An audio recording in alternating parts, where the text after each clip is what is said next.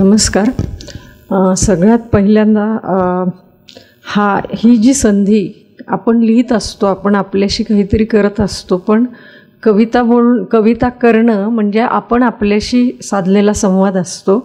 हा संवाद आणखीन व्यापक होऊन कविता लिहून झाल्यानंतर ती कधीच आपली राहत नाही, ती रसिकांची होते. तर या कवितेची रसिकांना भेट जोडून देण्याची किंवा घालून देण्याची संधी विवेक साहित्य मंचानं दिली आणि त्यामुळं मला त्याचं विशेष कौतुक आहे. दुसरी गोष्ट अशी आहे की आपण घरामध्ये अगदी सहज होतं ते की बहुतेक वेळा आपण खूप व्यवहाराच्या पातळीवर जगत असतो आणि त्यामध्ये व्यवहाराच्या पलीकडचं काहीतरी आपलंही मागणं असतं, आपलंही देणं असतं, त्याला तो वाव मिळत नाही. मग या व्यवहाराच्या पलीकडचं काहीतरी आपण मिळवू पाहत असतो, ते म्हणायचं सांगायचं कुठं, हा बऱ्याचदा प्रश्न असतो.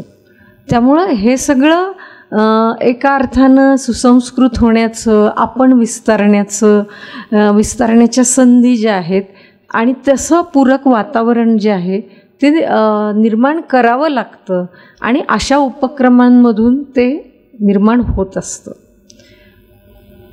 कविता किंवा एकूण लिहिणं काय असतं? कविता लिहिणं तर आहेच, पण लिहिणं काय, त्याची आपल्याला गरज काय? लिहिली जाती तीच फक्त कविता असते का? तर मला असं वाटतं की आता आपण म्हणतो की लिहिली जाते ती कविता असते, पण आपल्या कवितेची सुरुवात किंवा आपण कवितेची सुरुवात बघितली तर आपली सगळी मौखिक परंपरा आहे. त्यामुळे आपल्याजवळ असणारी कल्पनाशक्ती आणि त्या कल्पनाशक्तीच्या आधारे आपण ज्या वास्तवात आहोत, आपण जिथे आहोत ते वास्तवाचं जग ओलांडून त्याच्या पलीकडचं काहीतरी आपण आपल्या आवाक्यात आणू पाहतो, ती कविता असते. आणि तशी मग जात्यावर बसून त्या सासरच्या सगळ्या त्रासाला कामांनी व्यापलेली जी बाई आहे, तिचं मन खूप सहजपणे माहेरच्या वाटेवर जातं, ती कविता होती. त्यामुळं कविता म्हणजे काय, तर कविता म्हणजे आपल्या जाणीवांचा विस्तार आहे, आपल्या कल्पनेचा विस्तार आहे आणि त्याचबरोबर तो आपल्याशी संवाद आहे. म्हणजे कवितेची सुरुवात होती आपल्या मनातून, आपल्या संवादातून आणि ती विस्तारत जाते आणि ती इतरांची होते. तर कविता म्हणजे आपण व्यापक होत जाणं आहे. तर असं व्यापक होत जाण्याचा एक प्रत्येकाचा प्रवास असतो की मला ही कविता खूप छान माझी झाली आणि मला ती खूप आवडली किंवा त्याला खूप छान प्रतिसाद मिळाला आणि आता मी थांबलो, असं होत नाही. त्यामुळं कविता लिहिणं हा प्रवास असतो आणि तो न थांबणारा असतो. आणि तिथं असं होतं की बराच काळ लिहिल्यानंतर स्वतः कवीलासुद्धा जाणवतं की गेले द्यायचे राहून तुझे नक्षत्रांचे देणे, असा एक ठराव येतो किंवा असं एक साचलेपण पण येतं त्या प्रतिभेचं. तो थांबणं पण असतं, पण ते कवीला स्वतःला कळत असतं. मला नेहमी असं वाटतं किंवा मी वर्गात शिकवताना पण सांगते की आपल्याकडे विंदा करंदीकर नावाचे थोर कवी म्हणून थोर आहेत, हे तर आहेच, पण त्यांनी आपली सेवानिवृत्ती असते, पण लेखन निवृत्तीसुद्धा असते.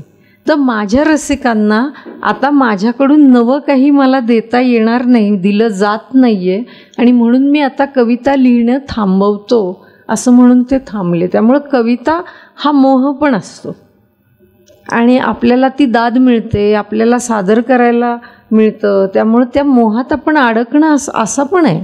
त्यामुळं कविता म्हणजे काय, तर कविता म्हणजे अखंड शोध आहे, पण त्या शोधामध्ये आपला विस्तार झाला तर त्यात मजा आहे.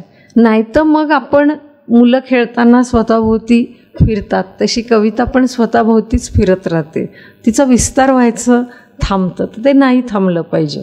तर हा प्रवास असतो आणि तो ज्याचा त्यानं करायचा असतो आणि तो शोधायचा असतो.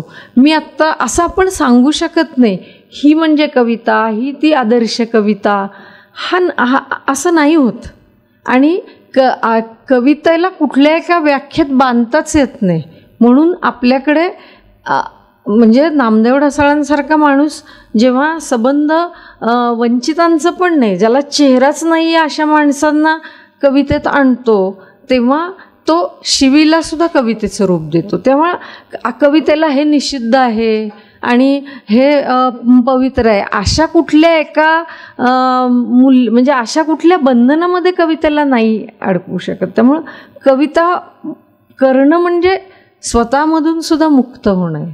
तर हा मुक्त होण्याचा आनंद आपल्याला मिळत असतो म्हणून आपण कविता करत असतो, म्हणून आपण कविता सादर करत असतो आणि आपली कविता इतरांपर्यंत पोहोचवत असतो.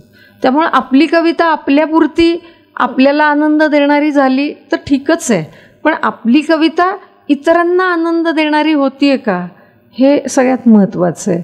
आणि त्या लिहिण्यातून मला आनंद मिळतोय का? जर आनंदच मिळत नसेल तर छंद म्हणून तिचं अस्तित्व उरतं.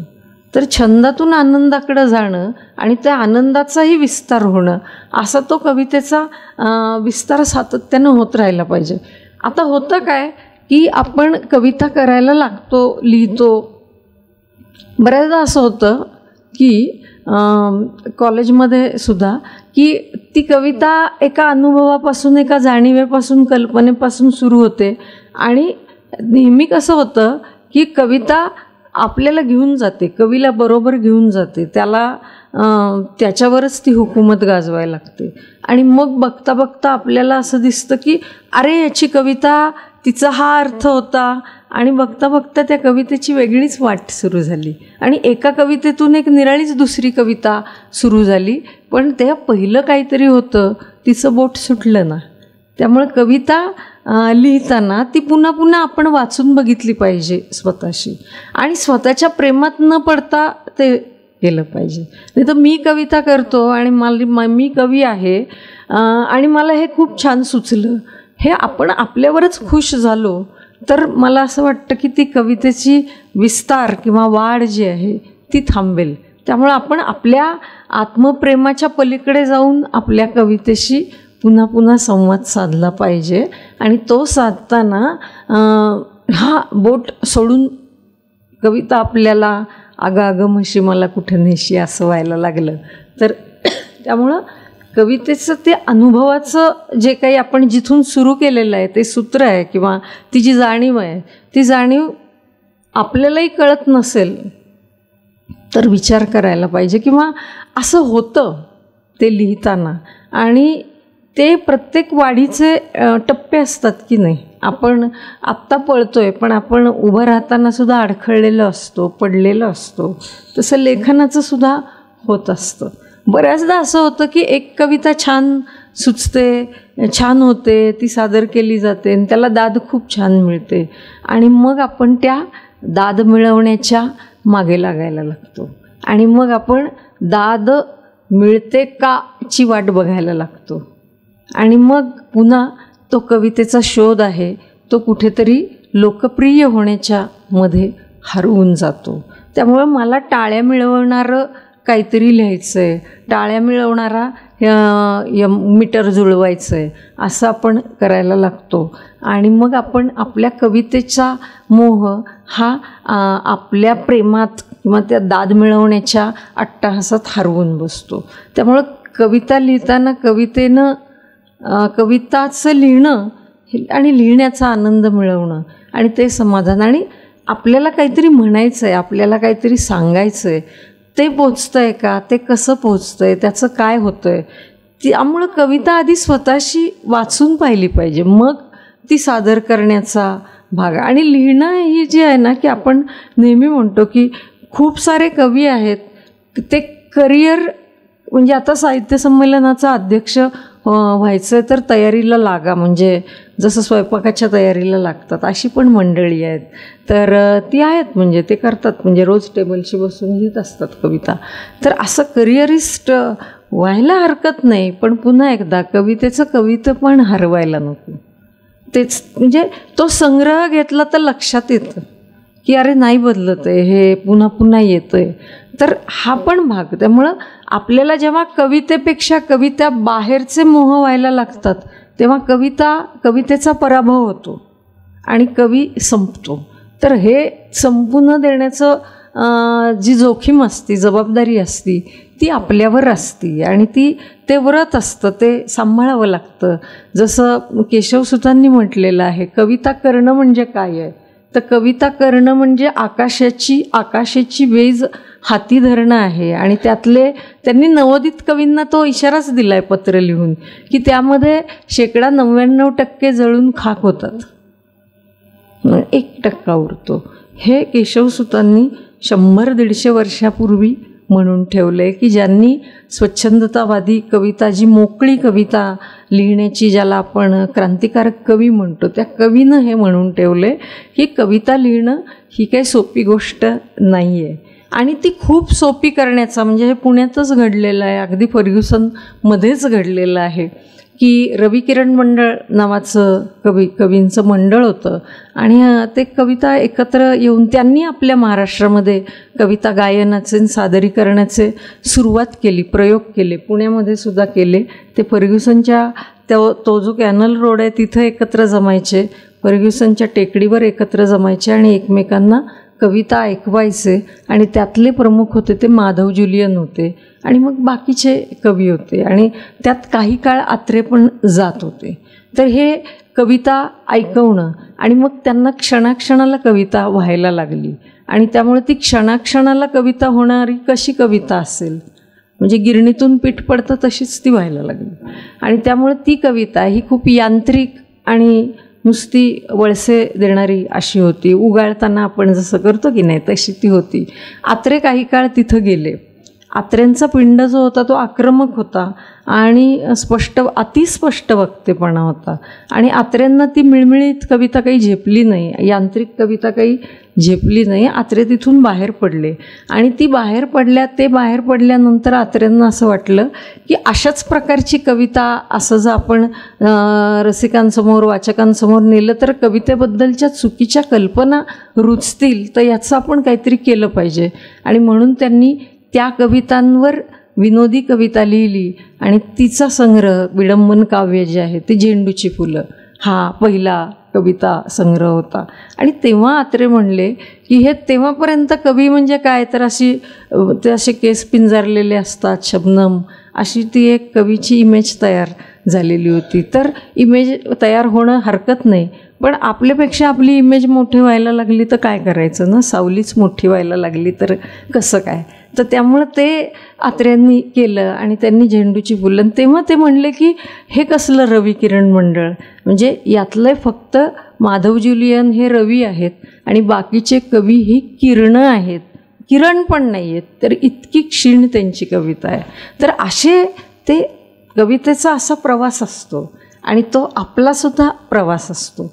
दुसरी गोष्ट, कवितेसाठी आपण शब्द रचना करत असतो किंवा शब्दांची निवड करत असतो, शब्दांची योजना करत असतो, तेव्हा काळजी घेतली पाहिजे की ती क्रियापदं आपण कोणती वापरतोय, विशेषणं आपण कोणती वापरतोय, ते विशेषण आणि ते विशेषण वापरतोय ते तिथं योग्य आहे का, त्याचा मराठीतला वावर काय आहे. आणि त्याच्यासाठी कविता, चांगल्या कविता वाचल्या पाहिजे हे तर सगळे म्हणतातच, तसंच मी पण म्हणेन, पण त्याहीपेक्षा मी असं म्हणते की चांगली मराठी जुनी गाणी आपण ऐकली पाहिजेत. आपण खूप प्रमाणात गदी माडगुळकर ऐकले पाहिजेत, काळजीपूर्वक ऐकले पाहिजेत. आपण खूप मोठ्या प्रमाणात गुलजार ऐकले पाहिजेत, जुने 90 नंतरचे नाही, कारण त्यालाही ते सगळं व्यापाराचं माध्यम आहे. तर चांगली भावगीतं ही आपण ऐकली पाहिजेत, म्हणजे मग आपले कान तयार होतात. आणि साधी गोष्ट आहे, झाडाला जसं कुंडीत जसं पाणी खत घालावं लागतं, सूर्यप्रकाश, तसंच आपला छंद, आपलं लिहिण्याचं वेळ जोपासताना त्याला खतपाणी घालावं लागतं, त्याला पोषक वातावरण आपण त्यातून प्रयत्न करावे लागतात.